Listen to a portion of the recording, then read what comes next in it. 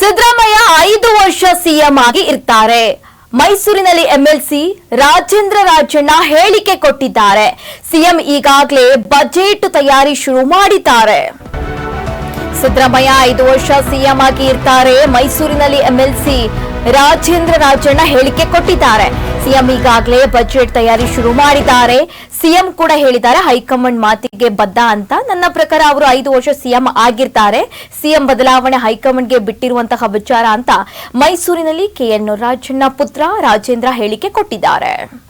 ಸಂದರ್ಭ ಹಂಗಿತ್ತು, ಕಾಣಿಸುತ್ತೆ ಕಾಣಿಸಲ್ಲ ಅಂತಲ್ಲ. ಈಗ ಕಾಂಬ್ಳೆ ಕಣ್ಣವ್ರು ಕಾಣೋದೆಲ್ಲ ಹಳದಿ ಅಂತ ಹೇಳ್ತೀವಿ.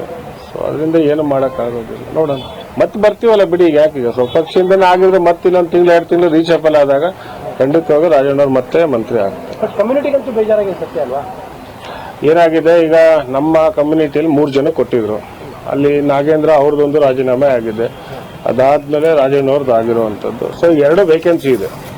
ಈಗ ಸತೀಶ್ ಅವ್ರು ಒಬ್ಬರೇ ಇರುವಂತದ್ದು. ಸೊ ಅದಕ್ಕೆ ಈಗ 2 ನಮ್ಮ ಕಮ್ಯುನಿಟಿದೇ ಆಗಿರೋದ್ರಿಂದ ಸಹಜವಾಗಿ ಜನಾಂಗದಲ್ಲಿ ಅದು ಸ್ವಲ್ಪ ಬೇಜಾರಾಗಿದೆ.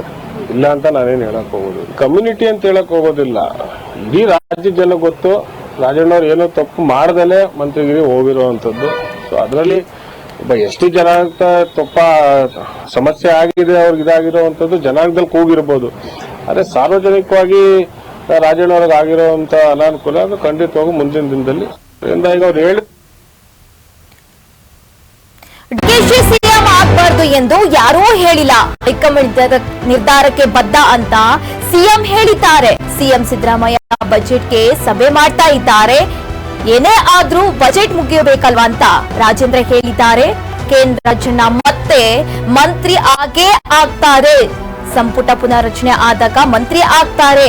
ರಾಜಣ್ಣ ಅವರನ್ನು ಟಾರ್ಗೆಟ್ ಆಗಿದ್ದಕ್ಕೆ ಮಂತ್ರಿಗಿರಿ ಕೈ ತಪ್ಪಿತು. ಸತ್ಯ ಹೇಳಿದ್ರೆ ಕಾಮಲೆ ಕಣ್ಣಿಗೆ ಕಾಣೋದು ಹಳದಿ ಅಂತ ಮೈಸೂರಿನಲ್ಲಿ ರಾಜಣ್ಣ ಪುತ್ರ ರಾಜೇಂದ್ರ ರಿಯಾಕ್ಟ್ ಮಾಡಿದ್ದಾರೆ.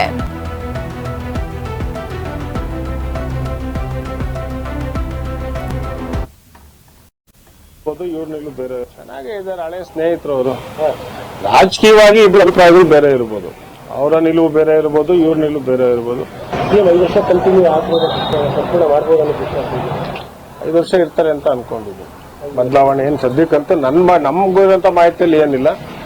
ಬಟ್ ಅವರು ಹೇಳಿದಾರೆ ಹೈಕಮಾಂಡ್ ತೀರ್ಮಾನ ಅಂತ ಇಬ್ರು ಹೇಳಿದ್ದಾರೆ. ಮುಖ್ಯಮಂತ್ರಿಗಳು ಹೇಳಿದ್ದಾರೆ, ಉಪಮುಖ್ಯಮಂತ್ರಿಗಳು ಹೇಳಿದ್ದಾರೆ.